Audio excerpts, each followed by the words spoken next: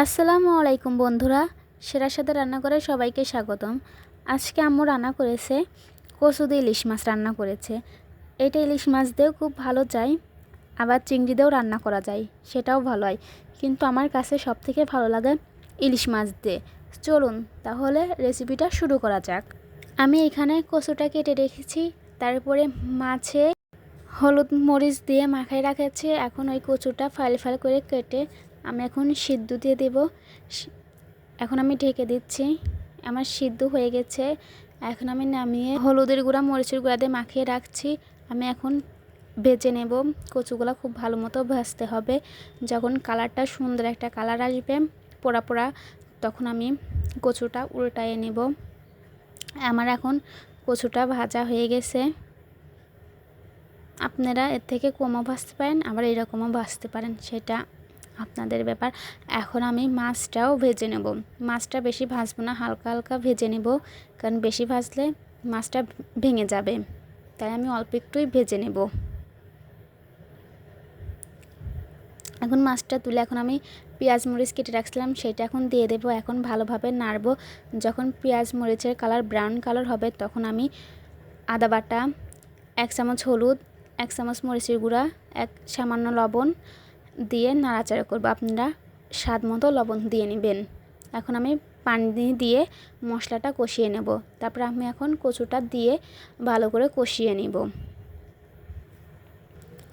ভালো করে নাড়াচাড়া করে 5 মিনিট মতো কষিয়ে নেওয়ার পর আমি ঢেকে দেব। 10 মিনিট পর ঢেকে দিয়েছিলাম, এখন আমি তুলে নেব। এই যে কষানো হয়ে গেছে, আমি ভালো করে নেড়ে চেড়ে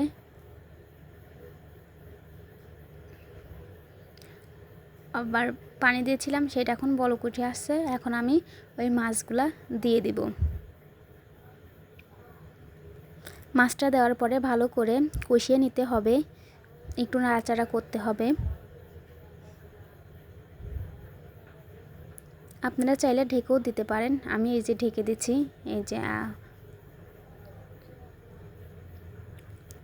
এই রেসিপিটা খেতে কিন্তু খুবই সুস্বাদু হয়। আপনারা একবার হলেও এইভাবে বাসায় রান্না করে খেয়ে দেখতে পারেন। আপনাদের সাথে কথা বলতে বলতে ভুলে গেছি আমার তরকারিটা হয়ে আসছে। এখন আমি নামিয়ে নেব। দেখতেই পারছেন তরকারিটার কালারটা কি সুন্দর আসছে। আমার তো দেখেই তো ভীষণ ভালো লাগছে। আপনাদের কাছে কেমন লাগছে? একদম সহজ, খেতে অসম্ভব ভালো হয়। যারা খেয়েছেন তারা তো জানেন, আর যারা নতুন তারা একবার হলেও এইভাবে কচু দিয়ে ইলিশ মাছটা রান্না করে খেয়ে দেখবেন। খেতে কিন্তু ভীষণ মজা লাগে, দেখতে কিন্তু খুবই লোভনীয় লাগছে। আপনারা একবার হলেও কিন্তু এইভাবে বাসায় বানিয়ে খেয়ে দেখবেন। আপনাদের কাছে আশা করি ভালো লাগবে। এখন তো ইলিশ মাছের সময়, তো আর দেরি না করে ইলিশ আর কচু দিয়ে এইভাবে রান্নাটা শুরু করে দেন। এই রকম নতুন নতুন রেসিপি পেতে আমার চ্যানেলটাকে এখনই সাবস্ক্রাইব করে দিবেন। আর ভিডিওটি ভালো লাগলে লাইক কমেন্ট শেয়ার করবেন। আবার পরবর্তী ভিডিওতে দেখা হবে। এই পর্যন্তই শেষ করছি। সবাই ভালো থাকবেন, সুস্থ থাকবেন। আল্লাহ হাফেজ।